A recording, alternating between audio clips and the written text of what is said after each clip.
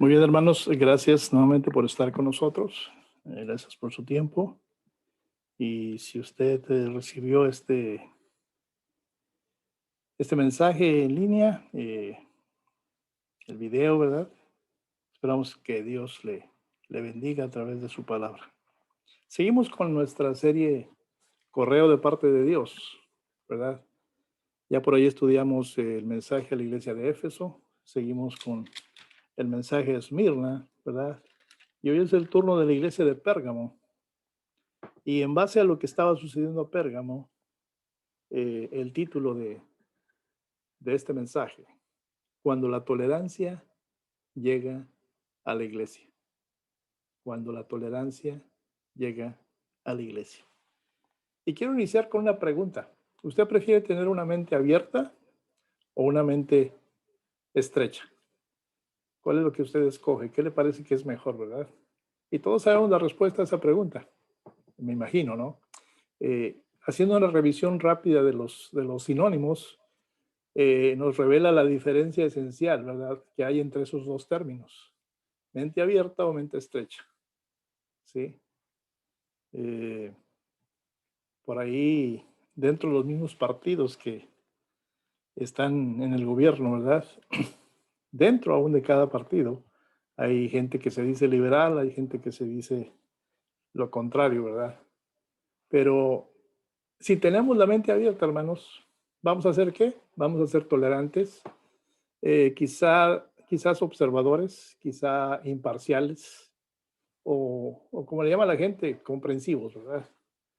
Pero si eres del opuesto, ¿verdad? Tienes una mente estrecha, se te va a ver como intolerante, como conservador, quizá como obstinado o reaccionario o de hecho intolerante. Y al estar hablando de estos dos términos, de estos dos sinónimos, ¿verdad? Eh, ya sabemos cuál se supone que sea la respuesta. Seamos todos de mente abierta, ¿no? Es lo que el mundo nos va a querer estar diciendo una y otra vez, ¿verdad? Pero la pregunta ¿es esto siempre una buena idea? Estaba leyendo por ahí un autor, su nombre es Herschel Hobbes, y me llamó la atención algo que él escribió al respecto. Lo explicó de esta manera. Ninguna persona cuerda, dice él, quiere, perdón, teléfono por aquí.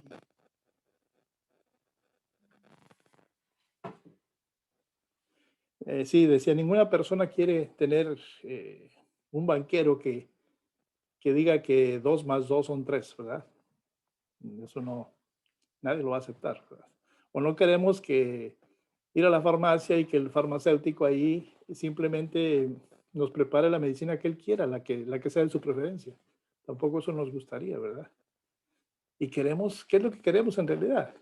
¿Qué es lo que nos gusta en ese aspecto? Queremos que, por ejemplo, en el caso del farmacéutico, que él siga exactamente lo que el médico recetó, ¿sí? Y esa es la verdadera mente o la mentalidad radical. La misma mente de Jesús, ¿sí? Y elogiamos esta cualidad en asuntos menores, ¿verdad? Por ejemplo, los dos ejemplos que di, en las finanzas o en la salud. Pero cuando se trata de espiritualidad, ¿sí?, de agradar al Señor, muchos condenan el hecho de ser de una mente estrecha, ¿sí? Pero donde Dios ha hablado, hermanos, su verdad no es objeto de debate. No me imagino a alguien debatiendo ese mandamiento, no matarás, ¿sí? O alguien que debata que la salvación no se encuentra en nadie más, ¿verdad? O alguien que se ponga a debatir que abstenerse de la inmoralidad sexual va a agradar a Dios. Nadie debate eso. Y como dice Juan 14:16, y lo hemos repetido muchas veces, ¿verdad? Creemos que Jesús lo decía en serio cuando él dijo, yo soy el camino, la verdad y la vida, nadie viene al Padre sino por mí. Recuerden ese verso, hermanos, Juan 14:6. Y pues no nos queda otra más que ser sinceros, hermanos. Los cristianos debemos de ser de mente estrecha cuando se trata de la verdad de Dios, de su voluntad, de su carácter, ¿sí? Y creemos en algo que las clases que por ahí hablan demasiado, los parlanchines, ¿verdad? Lo van a encontrar increíble. Creemos que Dios ha hablado, ¿sí? En su palabra. Aquí está la voz de Dios, aquí está el carácter de Dios, aquí están los deseos del corazón de Dios. Y su palabra, ¿verdad? Debe ser obedecida, no debatida. Y cuando Juan, con la ayuda del ángel a través del Espíritu Santo, se le revela escribir a la iglesia de Pérgamo, ahí en Apocalipsis 2, del versículo 12 al 17, nuestro Señor Jesús se enfrenta a una congregación que se había vuelto demasiado de mente abierta, ¿verdad? Pero para su propio beneficio. Y créanme, hermanos, que necesitamos escuchar lo que el Señor le dice a la iglesia, ¿verdad? ¿Por qué? Porque muchas iglesias el día de hoy se encuentran en la misma posición en la que se encontraba la iglesia de Pérgamo. Yo pregunto, ¿qué aprendemos cuando leemos esta carta de Jesús? Déjeme tratar de exteriorizarle lo que yo entendí con esta enseñanza. Y puse ahí varios puntos, ¿verdad? El primer punto es, ninguna iglesia puede vivir de su pasado. Primer punto, primera enseñanza. Ninguna iglesia puede vivir o seguir viviendo a costa de su pasado. Y sí, la iglesia de Pérgamo ciertamente, pues sí, tenían una gran herencia, ¿verdad? Eh, Recuerden que hemos estado hablando de que había persecución en esa región de la tierra, ¿verdad? Y durante los días de esa intensa persecución, un hombre de la iglesia, ¿verdad? Llamado Antipas, aquí lo menciona el Señor, ¿verdad? Antipas. Es todo lo que sabemos de él porque el Señor lo mencionó. Él menciona en el versículo 13, Antipas, mi testigo fiel, que fue ejecutado en tu ciudad, ¿verdad? Dice, yo conozco tus obras y dónde moras, donde está el trono de Satanás. Ahí es donde moras, ¿sí? Pero retienes mi nombre y no has negado mi fe, ni aun en los días en que Antipas, mi testigo fiel, fue muerto entre vosotros. Ahí donde mora Satanás, ¿sí? Pues es todo lo que dice ahí de Antipas y es todo lo que sabemos. Aquí lo importante es que Jesús conoce su nombre y sabe que no iba a ceder a la presión que lo rodeaba. Y aunque, como no está mencionado en ningún otro lugar, ni siquiera en la historia, ¿verdad? Podemos considerar que está olvidado aquí en la tierra. Pero ¿sabe qué? Es recordado en el cielo como testigo fiel. Y así es para todos los mártires que han sido valientes, ¿verdad? La mayoría de ellos sin nombre y desconocidos por la iglesia en general, ¿verdad? Pero la sangre de ellos se ha convertido en la semilla de la iglesia en todo el mundo. Estamos hablando de una virtud heroica y aquí la hay, ¿verdad? Aquí existe, ¿verdad? Pero donde existe siempre va a acechar un peligro. Y eso no nos pone a nosotros fuera de ese peligro. Si estamos con la disposición de defender el evangelio, no solamente proclamarlo, ¿verdad? Pero una iglesia con un pasado, en este caso como Perga, un pasado tan grandioso, ¿verdad? Puede asumir que, pueden pensar, llegar a sentir que están enfrentando ese desafío actual, ¿sí? Podemos sentir que, bueno, lo estamos haciendo bien porque conocemos el evangelio y lo predicamos y nos congregamos, etcétera, etcétera, ¿verdad? Sí es un desafío, pero estamos listos. Yo le hago la pregunta, si la iglesia de Pérgamo fue culpable de honrar a Antipas sin seguir su ejemplo piadoso. No lo sabemos, ¿verdad?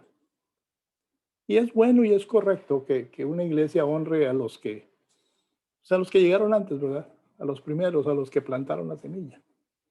Pero la pregunta es, ¿dónde están los héroes como los del pasado, en la actualidad? ¿Dónde está ese Elías? ¿Sí? ¿Dónde está ese Lutero, verdad? ¿Dónde está ese Spurgeon, el teólogo? ¿Dónde están los soldados modernos, verdad? Los de hoy, parados junto a esa cruz. ¿Dónde están? Entonces, hermanos, ese primer punto nos debe de poner a pensar de que no importa toda la gloria pasada que haya tenido la iglesia, la amenaza sigue presente, ¿sí? El Señor le llama a ese lugar, ahí donde moras, dice el 13, ahí es donde está el trono de Satanás. Y créame, hermano, que el trono de Satanás sigue creando sombra. Y muchos cristianos se están acercando a esa sombra, ¿verdad? Es por eso que es importante este primer punto. Ninguna iglesia puede vivir confiada de su pasado. Una segunda enseñanza que encontré por ahí, segundo punto, ¿verdad? Ninguna iglesia puede vivir únicamente de la valentía. ¿Sí? Si alguien por ahí fue un mártir, fue un valiente, que no se doblegó ante el pecado, no es suficiente. El Señor lo quiere todo para él, porque Él lo dio todo. ¿Sí? Y no debemos perdernos esas buenas palabras que dice Cristo aquí, lo que tiene que decir acerca de esta iglesia. ¿Sí? Sobre todo las primeras. Yo conozco tus obras y dónde moras, ¿verdad? Sé dónde vives, que es ahí donde Satanás tiene su trono, mas sin embargo, permaneces fiel a mi nombre. Porque dice, pero retienes mi nombre y no has negado mi fe. Versículo 13, ¿verdad? Un poquito de historia. Pérgamo se encontraba por ahí unas 65 millas más al norte de Esmirna. Recuerdan que empezamos en Éfeso y 40 millas al norte estaba la siguiente iglesia que vimos, ¿verdad? La iglesia de Esmirna. Pero al norte de Esmirna, 65 millas aproximadamente, estaba Pérgamo. ¿Qué tiene de histórico ese lugar? Bueno, allá había una universidad, ¿verdad? Y esa universidad tenía una biblioteca enorme. Tenía más de 200,000, vamos a decir, libros, ¿verdad? Y llegó a ser la capital de Asia Menor. Entonces estaba llena de palacios hermosos, ¿verdad? Pero sí muchos templos paganos, ¿sí? Pero ahí en el centro del escenario estaba ese enorme altar al Dios de todos los dioses, con minúscula Dios, ¿verdad? Zeus, ¿verdad? Influencia griega. Y Pérgamo también era conocida por ese templo que tenían en honor a Esculapio. No sé si usted ha visto el símbolo de la medicina actual. Es como como una vara, como con unas alitas medio arriba, pero hay dos serpientes rodeándola. ¿Sí? Hasta el día de hoy se sigue usando ese símbolo, y ese era el símbolo de Esculapio, el dios pagano de la curación, ¿verdad? Con esas serpientes ahí entrelazadas en ese poste. ¿Qué pasaba? Como ahí se le veneraba a esta deidad, ¿verdad? Los enfermos llegaban al templo desde muchas distancias, ¿verdad? Los familiares los traían como podían en carruajes, a caballo, caminando, ¿verdad? Y todo con la esperanza de ser sanados. De ser sanados en base a un Dios ficticio, ¿verdad? A una deidad del hombre. Entonces, ahí se practicaban toda clase de ritos, ¿verdad? Pero predominantemente los paganos, los que venían de edades, ahí se practicaban, ¿verdad? Entonces Pérgamo combinó lo que yo llamaría una mezcla tóxica, ¿verdad? De poder político, rituales paganos y esa filosofía griega que se estaba mezclando con el culto a César, como lo mencionamos anteriormente, ¿verdad? En las otras iglesias. Porque en toda la región gobernaba el mismo emperador, ¿verdad? Entonces se debería de rendir culto al César que estaba en el poder en ese momento. Y claro, como también mencionamos en la clase anterior, se esperaba que cada ciudadano ofreciera ese incienso, ¿verdad? Una vez al año y declarara qué palabra, ¿se acuerda? César es el Señor. ¿Sí? Pero ningún cristiano podía hacer eso si ese cristiano tenía buena conciencia, llamaba al Señor, ¿verdad? Entonces, se preparó el escenario, todo estaba listo para que empezase un conflicto espiritual total, ¿verdad? Y aquí cuando leemos, ¿verdad? Y Jesús nos dice que Satanás tiene su trono ahí, ¿qué es lo que quiere decir? A lo que él se refiere es que ya Satanás había encontrado un lugar en donde podía ejercer, ¿verdad?, esa influencia diabólica sobre toda esa región, no solamente en esa ciudad. Y mediante una combinación de lo que sucedía, ¿verdad? Adoración de ídolos, los placeres sensuales, ¿verdad? Y otras cosas, los políticos corruptos, el amor al poder y todo eso, ¿verdad? Satanás estaba dominando esa ciudad. Sí, porque el Señor es serio al decir, ahí está el trono de Satanás, ¿verdad? No, no decía, ahí habita Satanás o por ahí pasa Satanás, no. Ahí está el trono de Satanás. Las ciudades más importantes en esas épocas era donde vivía el rey, donde estaba el trono del rey. Y a eso se refiere el Señor. Ya Satanás había implantado, ¿verdad?, ese corazón eh, corrompido que lo hizo ser desterrado del cielo, ¿verdad? Pero ya estaba en la tierra y estaba dominando esa ciudad. Y la influencia de esa ciudad era tremenda, puesto que llegó a ser la capital de Asia Menor. Entonces, le platico esto para que usted se vaya dando una idea de cómo estaba la situación con los hermanos de Pérgamo, ¿verdad? Y aunque el Señor los alaba porque les dice, eh, no has negado mi fe, ¿verdad?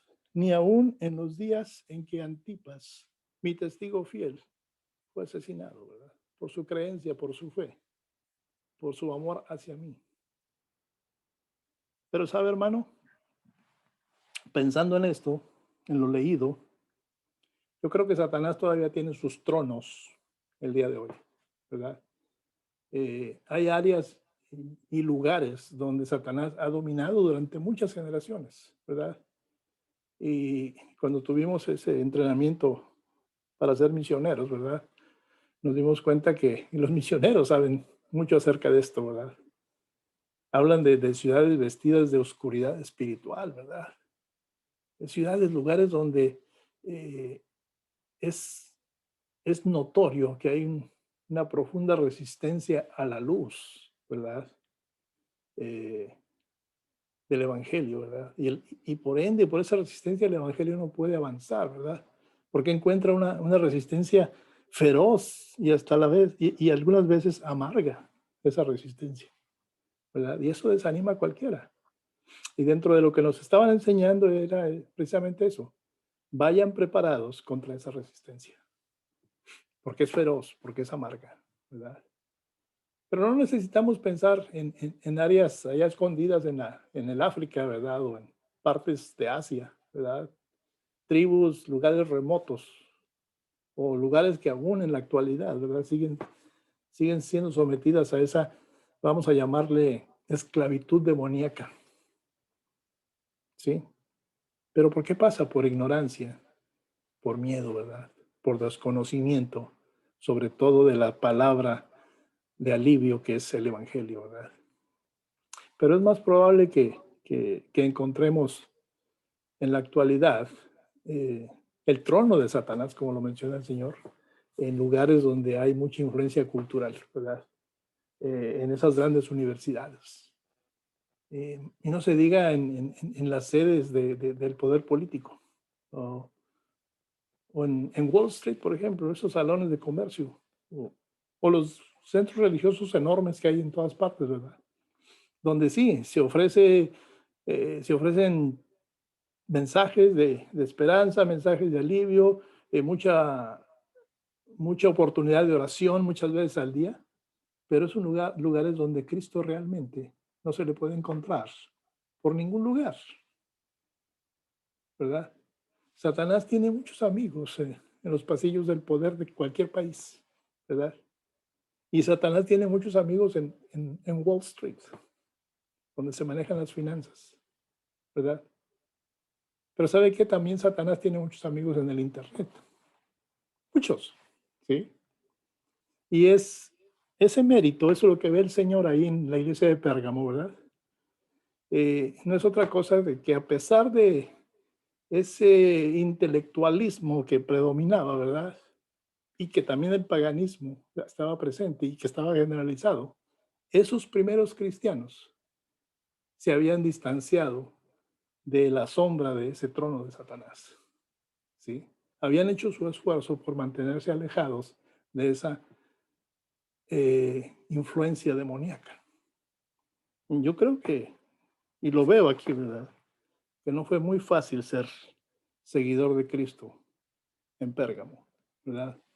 Y hoy, hermanos, no es fácil ser cristiano en ninguna iglesia, ¿verdad? Digamos en las iglesias de Europa o aún en las universidades aquí norteamericanas, ¿verdad? Donde hay mucho liberalismo, ¿verdad? O lugares donde la influencia de los musulmanes es tremenda, ¿verdad? El mundo musulmán, ¿verdad? Si no hay una oposición abierta, existe una presión, vamos a decirle sutil, ¿verdad? Que casi no se siente, ¿verdad? Pero que a la vez es implacable. ¿Y cuál es el propósito de esa presión? Es mantener a usted y a mí, a los cristianos, mantenernos quietos. Básicamente mantenernos en silencio. Y algunas veces quieren que lleguemos hasta mordernos los dientes acerca de nuestra fe. Y de hecho en algunos lugares hasta se nos niega hablar abiertamente sobre Jesucristo. ¿Sí? Ya en muchos lugares del gobierno aquí en Charlotte ya no permiten las oraciones que se hacían antes al iniciar las reuniones. ¿Sí? Allá en mi trabajo, cualquier reunión, cualquier junta que tenemos, se inicia con oración. Y me da un gusto enorme, ¿verdad?, de que eso sea así. Pero en muchos lugares actualmente eso, que es una presión sutil, como lo mencioné antes, está creando ese efecto, ¿verdad? Y si tú eres fiel seguidor, amante del Señor, como dije también, te muerde los dientes de no poder hablar de tu fe, ¿verdad? Hablar del Señor Jesús. Entonces se está librando una gran batalla entre Dios, el Dios de este mundo, ¿verdad? Y el Dios de la Biblia, al cual usted y yo seguimos, amamos y obedecemos. Y en esta batalla, hermanos, viendo aquí a los creyentes de Pérgamo, me doy cuenta que el Señor les dice que prácticamente les está diciendo, ustedes no han cedido terreno ante esas presiones. Y la pregunta entonces es, ¿cuál fue su gran defecto? ¿Sí? Porque recuerden, dijimos que el Señor alabó mucho a Esmirna, no les encontró defecto, y, y tampoco a Filadelfia, ¿verdad? Por ahí vamos a ver Filadelfia después. Pero aquí, ¿cuál fue el defecto? Si ya habían logrado mantenerse alejados de la sombra del trono de Satanás, ¿verdad? ¿Cuál fue el gran efecto? Y eso nos lleva al punto número 3. El punto número 3, la tercera enseñanza descubierta aquí en estos pocos versículos. Ninguna iglesia puede vivir con el error en medio de ella. Ninguna iglesia puede vivir con el error en medio de ella. Y aquí lo señala Jesús, ¿verdad? Él señala esa gran debilidad en esta iglesia a partir del versículo 14 y el 15, el cual dice, pero tengo unas pocas cosas contra ti, que tienes ahí a los que retienen la doctrina de Balaam, que enseñaba a Balac a poner tropiezo ante los hijos de Israel, a comer de cosas sacrificadas a los ídolos y a cometer fornicación. Y el 15 nos dice, y también tienes a los que retienen la doctrina de los nicolaitas, la que yo aborrezco. Ya habíamos visto que eso pasaba en Éfeso, ¿sí? Con las mismas palabras el Señor rechaza esa doctrina y hablamos de ella, ¿verdad? Entonces aquí está el meollo del problema, de que sigue habiendo dentro de la iglesia personas que se aferran, ¿verdad? Se aferran, porque dice aquí que tienes ahí a los que retienen la doctrina de Balaam, o sea, se están aferrando a cosas ajenas al verdadero corazón de Dios, ¿verdad? Entonces, vamos a olvidar los detalles por un momento de lo que leímos ahorita, ¿sí? Pero veamos esas 5 palabras, ¿verdad? Que revelan la debilidad de esta congregación, que era valiente, ¿verdad? Hay personas que se aferran, o hay personas que siguen aferrándose a algo equivocado, pero sí son 5 preguntas, cinco palabras. Hay personas que se aferran y las vamos a seguir encontrando en cualquier congregación del mundo, ¿verdad? Entonces, aquí nos está practicando lo que se le llama disciplina en la iglesia, ¿sí? Yo creo que usted ahorita ya está dando cuenta para dónde voy o para dónde va el Señor Jesús con su correo a Pérgamo, ¿verdad? El nombre, en nombre del amor, ¿verdad? Esta iglesia estaba equivocada. ¿Por qué? Porque se estaban negando a expulsar a los que tenían la enseñanza de Balaam y la enseñanza de los nicolaitas, ¿verdad?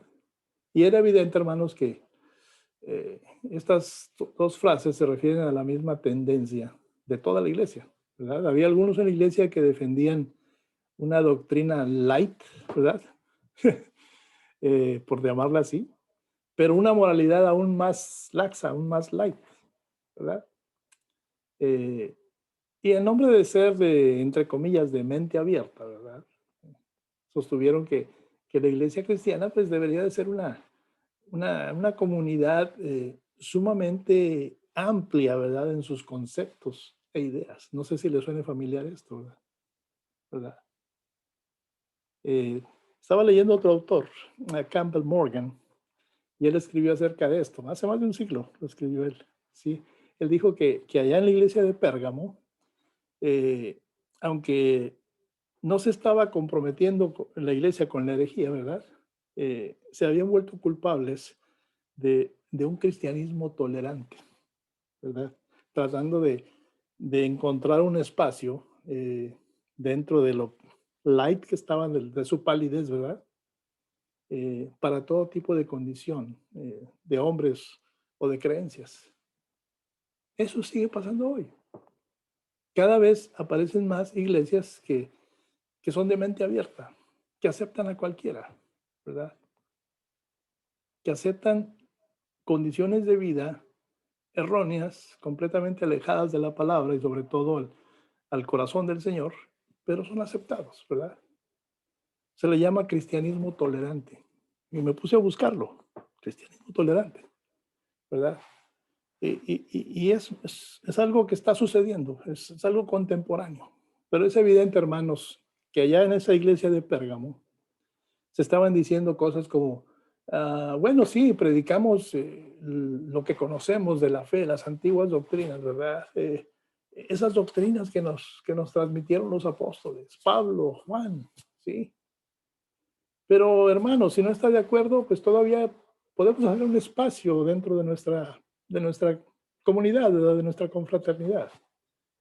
Si no está de acuerdo con la adoración de ídolos, pues tal vez sea posible que aún se le encuentre un espacio para usted con nosotros, ¿verdad? Si usted frecuenta las prostitutas del templo, haremos como que no lo estamos viendo, ¿verdad? Pero aún podemos encontrarle o darle una feliz bienvenida aquí, seguía escribiendo el hermano Campbell, ¿verdad? Ese era el comentario de lo que estaba sucediendo en Pérgamo, ¿verdad? Les decían a los nuevos que llegaban, si no les gusta la predicación sobre el cielo y el infierno, pues como quiera puede ser parte de nuestra congregación. Y hermanos, eso es muy seductor para cualquiera. Y a mucha gente actualmente le está gustando ese concepto de la iglesia de puertas abiertas, ¿verdad? Ese cristianismo tolerante, ¿verdad? Venga uno, vengan todos, vengan tal como son, ¿sí? Yo sé que el Señor me acepta tal como soy, pero si estoy llegando ante Él con arrepentimiento para cambiar exactamente como soy, ¿verdad? Pero aquí el concepto es, no importa las ideas que traigas y en las que quieras persistir, tienes un asiento aquí, eres bienvenido. Está pasando en muchas iglesias el día de hoy. ¿Sí? Acaban de anunciar aquí en Charlotte, en la iglesia luterana, la primera pastora transgender, la semana pasada. ¿Sí? Salieron todas las noticias y todo el mundo lo celebraba. Aún los conductores de las noticias celebraban como como que fue algo grandioso, algo muy bueno. Imagínense, como dije anteriormente, eso es seductor para muchos. Pero cuando se presiona demasiado, la iglesia termina siendo una mezcla de verdad y de error, pureza e impureza. Y sabe que, hermano, tarde o temprano, el mal va a tender a extenderse para que el pecado ya no parezca pecado, que no parezca algo tan pecaminoso, ¿verdad?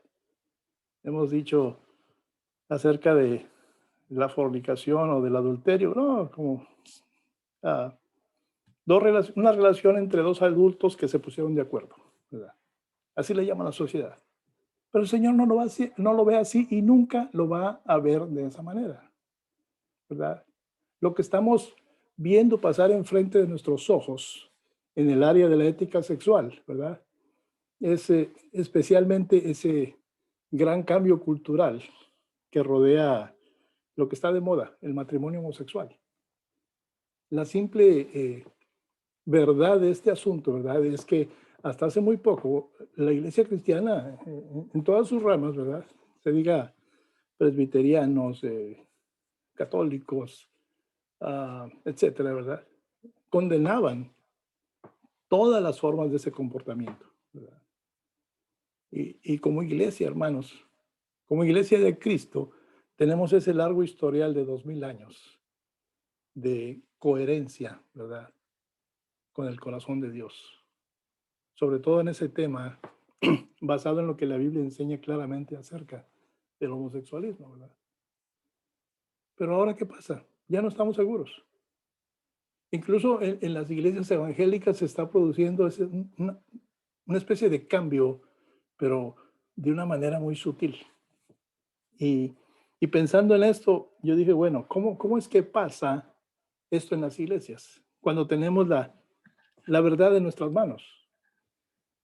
Y igual que muchas cosas en la vida, todo pasa por etapas, ¿verdad? Entonces me puse a tratar de identificar las etapas. Vamos a decir que la primera etapa es una iglesia que se está posicionando a favor del matrimonio tradicional, ¿verdad? Como el de usted, como el mío, y en contra, así firmemente, en contra de la homosexualidad. Esa es la primera etapa. Pero después por ahí llega una segunda etapa.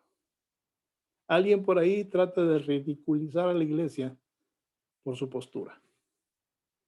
Viene una tercera etapa, ¿sí? Esa tercera etapa es que algunos miembros, ¿verdad?, de los que ya existen en la iglesia, pues empiezan a sentir incómodos por esa publicidad negativa que la gente está dando allá afuera en el mundo. Y eso nos conlleva a una cuarta etapa.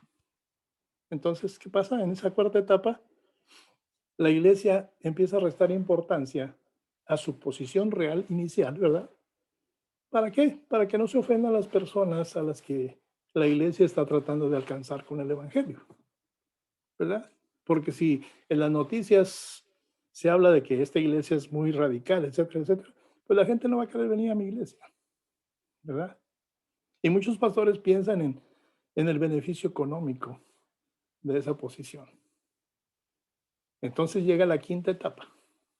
Algunas personas dentro de la iglesia, ¿verdad?, comienzan a preguntarse si, ¿será tan mala la homosexualidad? ¿Verdad? Empiezan por ahí. Y eso nos lleva a otro estadio. Vamos a llamarle la etapa 6, ¿verdad? Por ahí empiezan los autores a escribir, ¿verdad?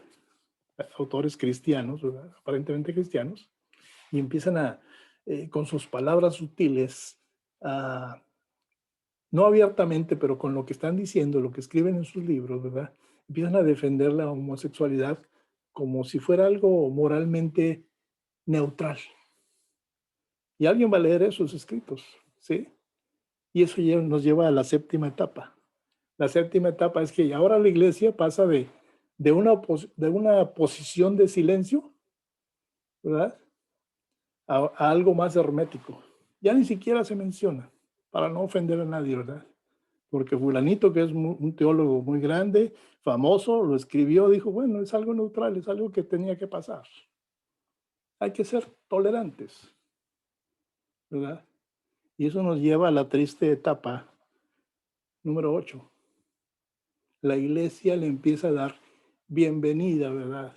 Empieza a la posición de brazos abiertos hacia aquellos que tienen una posición diferente sobre la homosexualidad. Y si usted quiere saber cómo obtener una iglesia moderna estilo Pérgamo, solamente sigamos esas 8 etapas, ¿verdad? Y el deslizamiento en esa dirección, hermanos, no ocurre de la noche a la mañana. Pero yo puedo decirle que una vez que comienza, puede pasar de la primera etapa a la última, pero con extraordinaria rapidez. Y esto es lo peor. Mucha gente en la congregación simplemente no va a tener idea de lo que acaba de pasar. ¿Por qué? Porque van a seguir asistiendo, van a seguir ofrendando, van a seguir apoyando a la iglesia, ¿verdad? Y mientras tanto, ¿qué está pasando? La iglesia se ha vuelto, no sé, esquizofrénica, entre comillas, ¿verdad? ¿Por qué? Porque en un nivel permanecen fiel a la Biblia, a la palabra, ¿verdad? Al corazón de Dios. Pero en otro nivel están tolerando a aquellos que promueven la enseñanza que no es bíblica. Entiéndase, enseñanza impía. ¿Y cuál es el resultado final? Es una iglesia que recibe tanto como elogios por parte del mundo, pero también recibe una dura advertencia del Señor, como la recibió la iglesia de Pérgamo. Yo le tengo que añadir una última cosa a todo esto. ¿Sí? Ninguna iglesia permanece en la etapa de Pérgamo para siempre. No puede aferrarse a la sana doctrina mientras se alberga a los que promueven cosas como la inmoralidad. Pero al final, hermanos, la iglesia debe de ir en un sentido o en otro. Sabemos que hay dos caminos. Sabemos que hay dos destinos para la humanidad. Podemos escoger el destino que nos aleja de la sombra del trono de Satanás.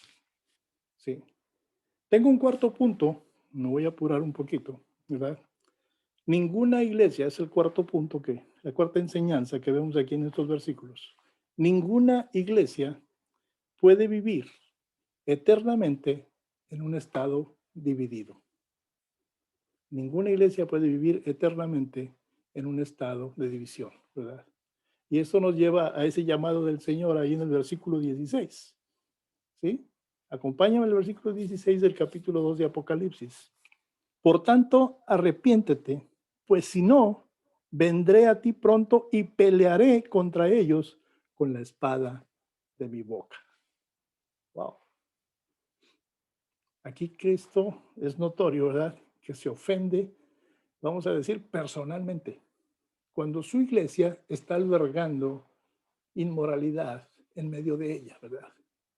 Él aquí está advirtiendo de una manera seria con hacer una visita personal a Pérgamo, ¿verdad? Y luchar contra esos malvados maestros, ¿verdad? Los que están enseñando esa apertura, ¿verdad? Y en mi opinión, este versículo, hermanos, plantea una pregunta muy interesante. ¿Quién se supone que debe de arrepentir aquí? Debe de arrepentirse aquí exactamente. Ciertamente, ¿verdad? Pues los falsos maestros, ¿verdad?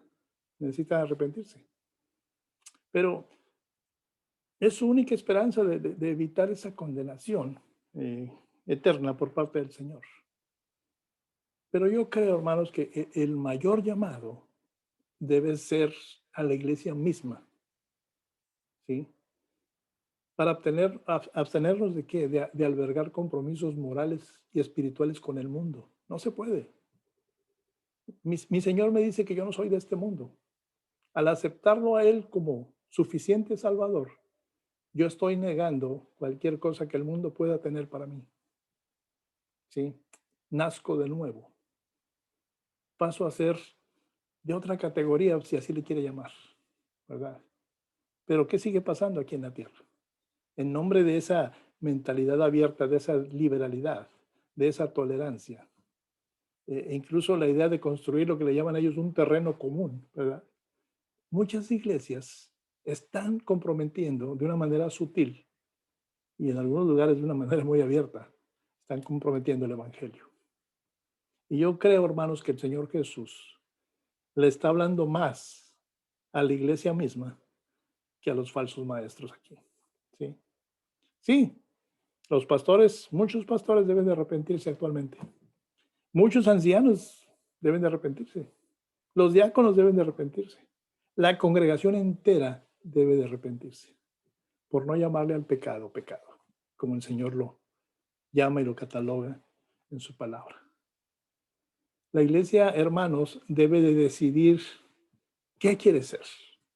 ¿Sí?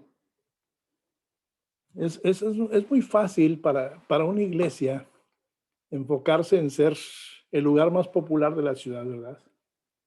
¿Verdad? Y algunos llegan a pensar, bueno, si los periódicos locales nos están alabando es porque algo bueno hemos de estar haciendo. ¿Sí? Pero no nos dejemos engañar por el enemigo. Como dije anteriormente, Satanás tiene amigos en muchas esferas de este mundo. Entonces no estemos tan seguros de eso, ¿verdad?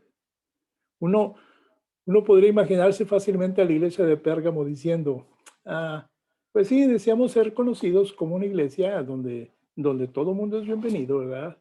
Y la opinión de cada quien la respetamos y la honramos, ¿verdad? Pues sí, eso suena bien, pero como pregunté anteriormente, ¿realmente es eso bíblico? Aquí Jesús está advirtiendo que si la iglesia no toma medidas, y no cualquier medida, es una medida enérgica, ¿verdad? Él va a hacer lo mismo, él va a tomar medidas enérgicas. Y yo veo que aquí su juicio siempre va a ser, al menos ahí es más severo que el que podría ser el nuestro.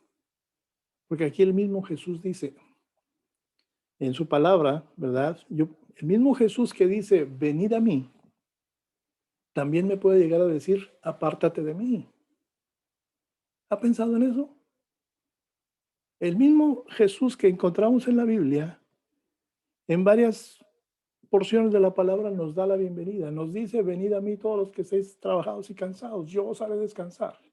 Pero ese mismo Jesús algún día también podrá decirme, apártate de mí, no te conozco.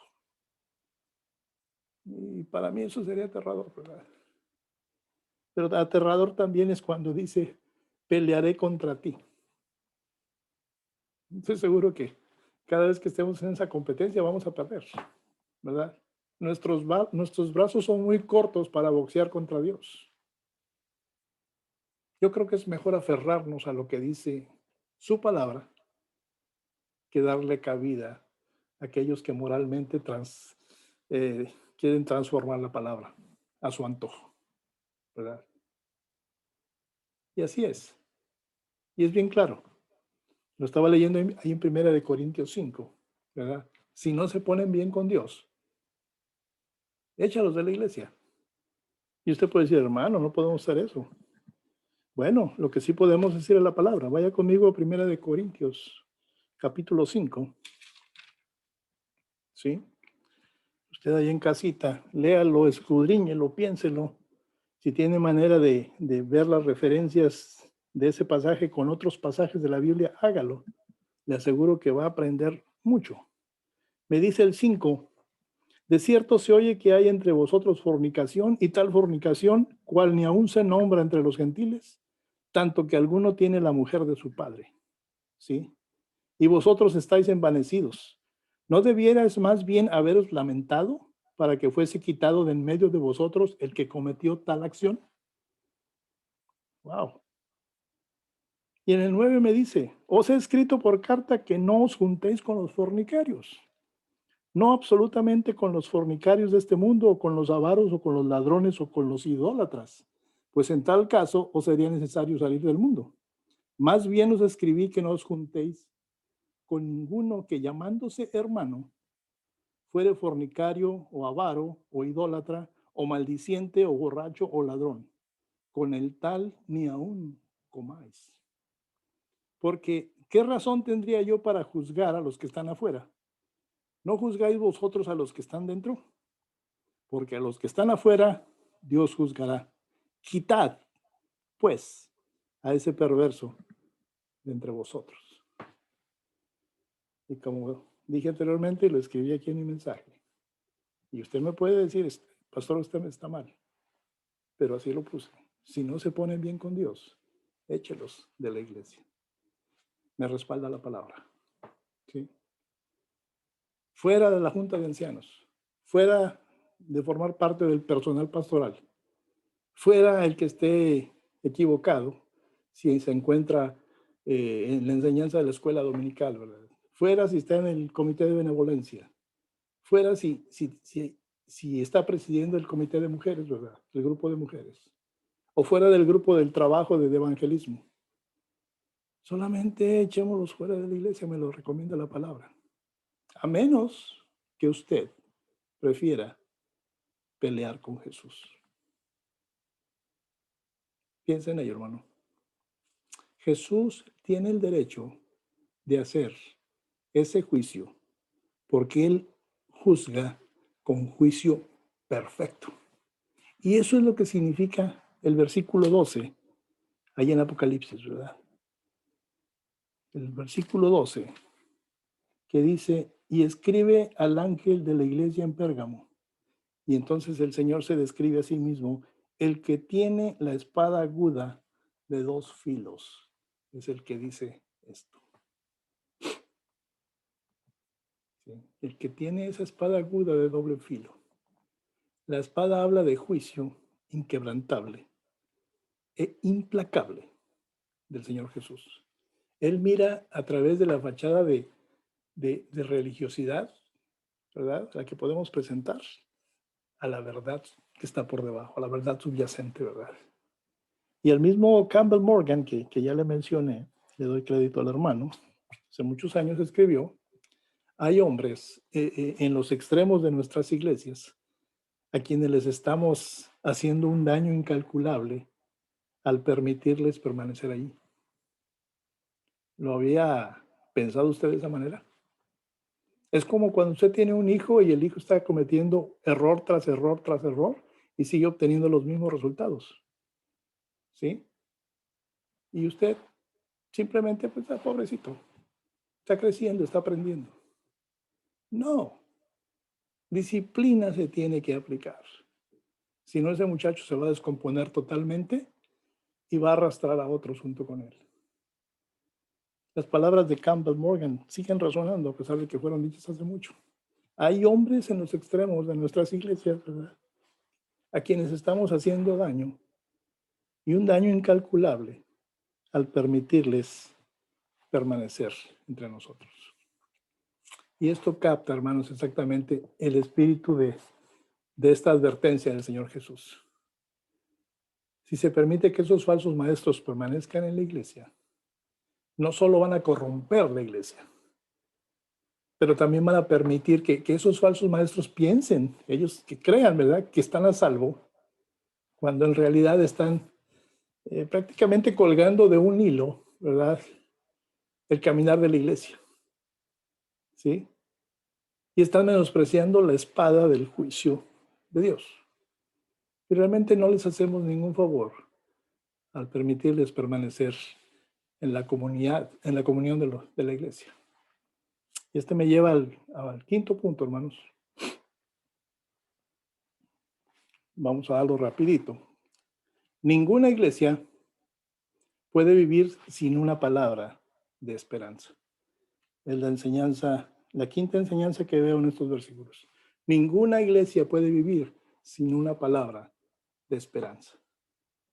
Y aquí el mensaje de nuestro Señor Jesús termina con una serie de, llamémosle, promesas maravillosas, ¿verdad? ¿Para quién? ¿O para quiénes? Para aquellos que vencen por la fe, ¿verdad? Solamente se necesita fe para vencer. Fe en el Todopoderoso, fe en el Dios amante, fe en el que no falla. Porque le dice ahí en el versículo 17, el que tiene oído, oiga lo que el Espíritu dice a las iglesias. Al que venciere, daré a comer del maná escondido y le daré una piedrecita blanca. Y en la piedrecita escrito un nombre nuevo, el cual ninguno conoce, sino aquel que lo recibe. Yo espero que en el futuro tengamos la oportunidad de ver todos estos simbolismos, pero hoy los vamos a ver de una manera laxa, ¿verdad?, light, pero con el fin de tratar de entender qué es lo que estaba diciendo aquí el Señor Jesús, ¿verdad? Entonces, a diferencia de los paganos que ofrecían misterios ocultos, aquí Jesús está ofreciendo algo más grande a quienes le creen, a quienes le siguen, ¿verdad? El maná escondido habla de comunión personal con el Señor, ¿sí? En otras palabras, Jesús está diciendo, yo soy más grande que todos los encantos del mundo. Aquellos que comen el pan vivo y beben el agua viva, nunca volverán a tener hambre ni sed. Es lo que me está diciendo el Señor. ¿Sí? Yo le daré de comer del maná escondido. ¿Se acuerda usted que cuando el pueblo de Egipto estaba errante, pues el Señor los alimentaba, ¿verdad? Y en una ocasión los alimentó por varios días con maná del cielo. No sabemos exactamente qué era el maná, si era una especie de pan o algo, pero era muy nutritivo, caía del cielo, ¿sí? Pero él les decía, no recojan más de lo que pueden comer, porque al otro día va a estar echado a perder, ¿sí? Pero ahí había unos que se querían pasar de listos, y me hace que eran mexicanos, ¿sí? Y allá amasaban más que los demás para tener más para el día de mañana, los glotones, ¿verdad? Y en la mañana se levantaban buscando ese maná y ya estaba echado a perder. ¡Wow! Pero cuando iba a llegar el sábado, sí podían hacerlo. Y ese maná lo podían guardar y al otro día iba a estar tan fresco como que si hubiese caído ese mismo día. El maná escondido. La presencia, la comunión personal con el Señor, ¿verdad? Y acerca de la piedrita, esa piedrecita blanca, ¿verdad? ¿De qué está hablando? Y yo tuve que estudiar más, ¿verdad? Tuve que meterme aquí y allá y yo reconozco que yo no sabía exactamente el significado de esa piedrita. Pero tratando de aprender acerca de esto aún más, ¿verdad? Me di cuenta que la piedra blanca habla de absolución, habla de pureza. Pero luego también habla acerca de un nombre, ¿verdad? Un nuevo nombre escrito ahí en la piedrita. Y ese nombre solamente lo conoce el que recibió la piedrita. Entonces, dentro de lo estudiado, me doy cuenta que no mucha gente o no muchos saben con certeza. Será porque nadie nunca ha recibido esa piedrita blanca mencionada ahí, ¿verdad? Porque va a ser hasta ese día, ¿verdad? Pero eso es lo que nos espera en el cielo. Pero, no sé, pensando en una ilustración para hacer más entendible esta cuestión de la piedrita, ¿verdad? Me pongo a pensar en las parejas, ¿verdad? En los casados. Siempre tenemos un sobrenombre para nuestra pareja, ¿no? Cariñito, amorcito, mi vida, etcétera, etcétera, ¿verdad? ¿Sí o no? Ustedes saben de qué estoy hablando, ¿verdad? Pero por lo general son esos sobrenombres o apodos, ¿verdad? Son divertidos, pero algunas veces son sutilmente degradantes, ¿sí? Por ahí mi esposa esta semana me mandó un texto y me dijo, gordo. Pues sí, de cariño, ¿verdad? Pero sutilmente degradante, no, yo no lo tomo así. Pero algunos hombres, mujeres también, sí los pueden tomar así, ¿verdad? Pero por lo general, esos sobrenombres, esos motos, esos apodos, ¿verdad? A veces contienen alusiones a eventos que el esposo o la esposa han compartido juntos, ¿verdad? Y a menudo, pues son de naturaleza romántica, vamos a llamar, ¿sí? Y por lo general, pues sí, son de naturaleza tan íntima que, que nunca se comparten con nadie más, ¿verdad? Algunos no quieren compartir que a su esposa le dicen chuponcito o no sé qué otros por ahí sobrenombres se den entre parejas. Yo sé que son muchos, ¿verdad? Pero son con ese fundamento romántico, cosas que solamente ellos dos pueden identificar, ¿verdad? Es difícil escribir o hablar de esto, ¿verdad? No porque sea vergonzoso o ni siquiera porque sea algo tan personal, ¿verdad? Sino porque pues realmente no se pueden dar ejemplos, ¿verdad? Toda pareja casada sabe de lo que estoy hablando, ¿verdad? Eh, pero esos nombres personales no se pueden compartir no solo por todas las razones obvias, ¿verdad? Sino que también porque no tendría sentido para otras personas, ¿verdad? Si usted le dice a algún amigo, yo le digo a mi esposa, mi capullito de alelí, pues la otra persona va a decir, se va a rascar la cabeza y a qué se referirá este loco, ¿verdad? Pero usted y su esposa sí saben de qué se trata, ¿sí? Entonces, son nombres únicos, sobrenombres individuales que un esposo y una esposa comparten juntos. Yo le tengo unas noticias. Nosotros, la Iglesia de Cristo, somos la esposa de Él, ¿verdad? Y yo creo que en esa piedrecita va a venir un nombre único con ese tipo, ¿verdad? Sí, con el que el Señor nos va a conocer. Y alguna vez por ahí estaremos con las multitudes en el cielo y por ahí vaya a venir caminando el Señor Jesús y te va a llamar por ese nombre que está en la piedrecita. Y nadie se va a preguntar, ¿me estará hablando a mí? No, vas a saber que es exactamente a ti a quien le está hablando. Eso es lo que pienso yo, ¿verdad? Eso, lo que acabamos de hablar de las parejas es quizá lo que ofrece la mejor imagen de lo que Cristo está aquí promoviendo en este pasaje. Y a veces nos preguntamos, ¿cómo será realmente en el cielo? ¿Sí? Y como dije anteriormente, habrá millones, multitudes allá. Y se pregunta usted, ¿alguna vez vamos a ver al Señor allá? Sí, sí lo vamos a ver. Nos conocerá realmente, Él nos va a conocer por ese nombre que nos va a dar. ¿Sí? A la mayoría de nosotros nos cuesta trabajo llevar la cuenta de tanta gente que conocemos, ¿no? A veces se nos olvidan los nombres. A mí no soy bueno para los nombres, ¿verdad? Pero ¿cómo nos podremos perder entre la multitud cuando lleguemos al cielo? No, no va a ser posible. El Señor ya te conoce hoy y en su palabra me dice que te conoce desde el vientre de tu madre. Y por la eternidad te va a seguir conociendo. ¿Sí? Y aquí nuestro texto nos ofrece esa seguridad maravillosa, ¿verdad? Cada uno de nosotros seremos conocidos por el Señor, como un esposo conoce a su esposa. Él nos va a llamar por un nombre que solo nosotros conoceremos. En el cielo ya nadie se va a perder jamás entre la multitud. Y a pesar de la gran multitud, diremos del Señor, como dice ahí en Cantares 6:3, yo soy de mi amado y mi amado es mío. ¿Sí? Yo reconozco que no podría decir exactamente cómo puede funcionar esto, ¿verdad? Pero sin duda es cierto. Aquí el Señor me está diciendo de una piedrecita como parte de esa recompensa. Y ninguna religión misteriosa o inventada por el hombre me puede ofrecer lo que Cristo le promete a los que le siguen.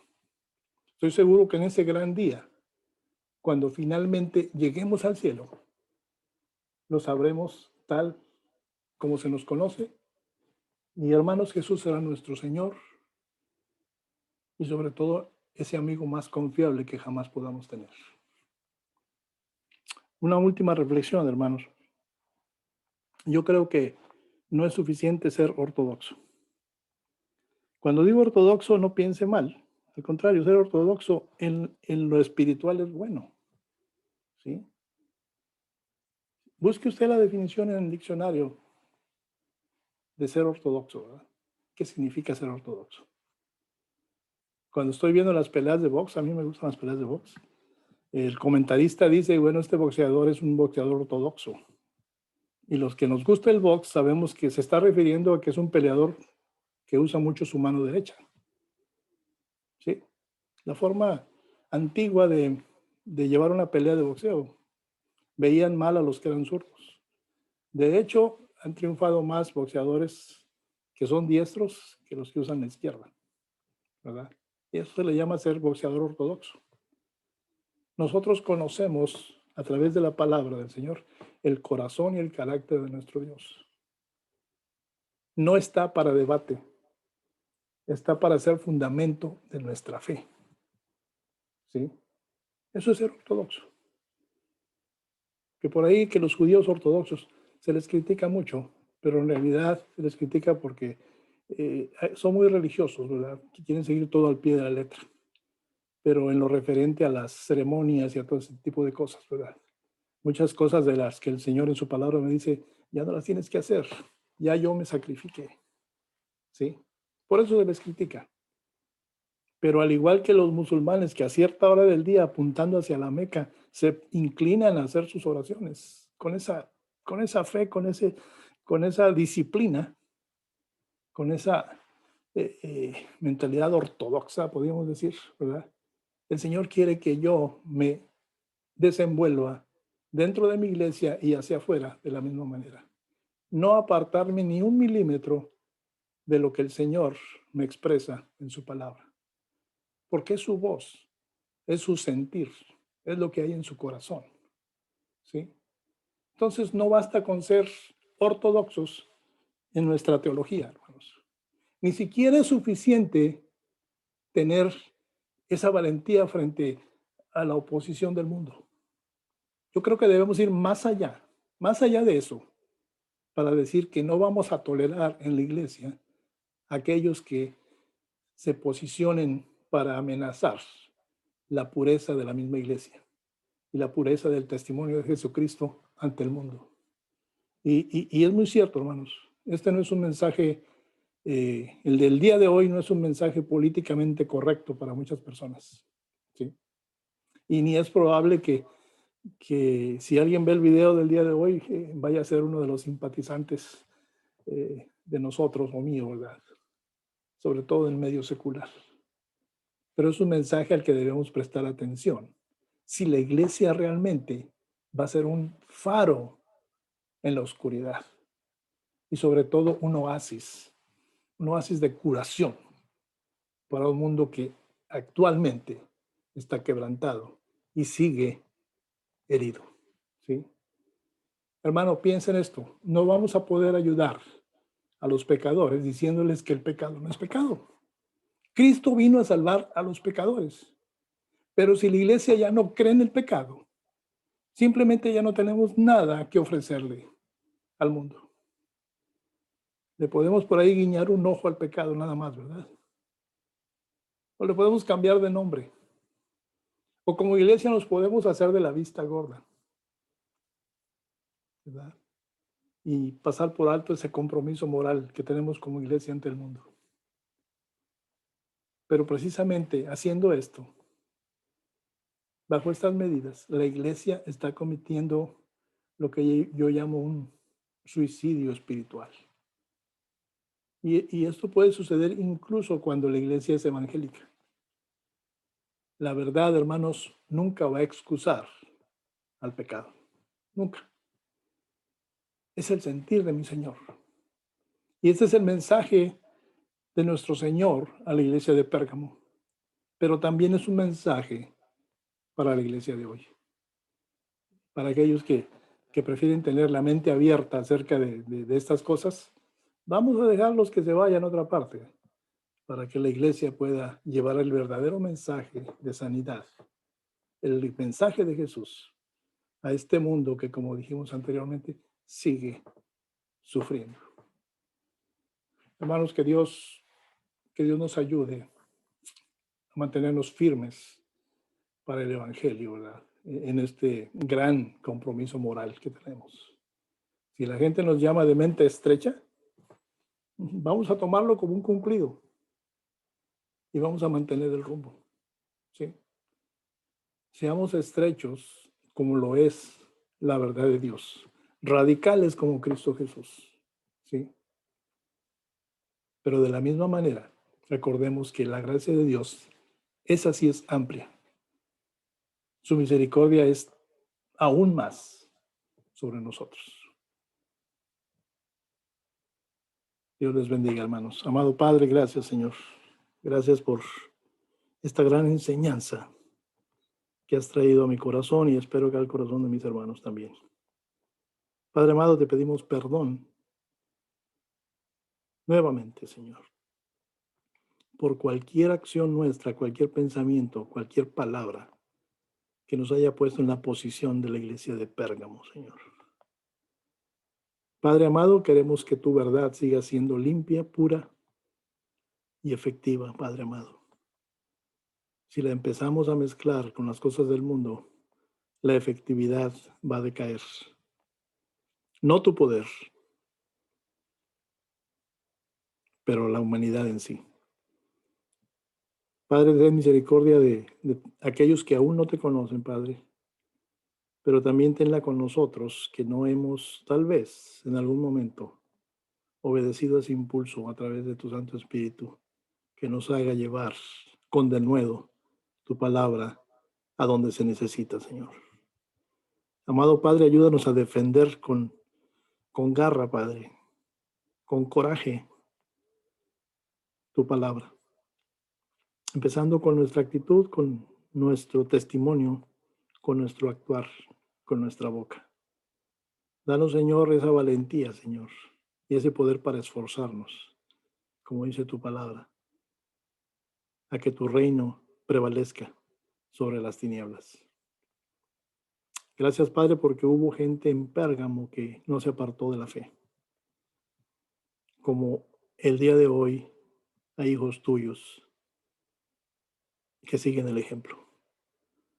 Necesitamos ayuda, Padre. Tú nos dices que sin ti nada podemos hacer, Señor bendito, y es muy cierto. Aumentanos la fe. Ten misericordia de nosotros. Y Padre, no nos abandones. Creemos en tus promesas, sabemos de tu fidelidad y la conocemos y la esperamos. Bendice cada hogar presentado esta mañana, Señor, a los que no pudieron asistir. Bendiciones igualmente. Te pedimos por los enfermos, por los que padecen.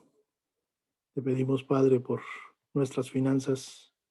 Sigue bendiciendo nuestros hogares. Padre, derrama tus bendiciones desde los cielos, en la medida de nuestra fe, Padre amado. Gracias nuevamente, Señor, en el nombre de Jesús. Amén, Señor. Amén.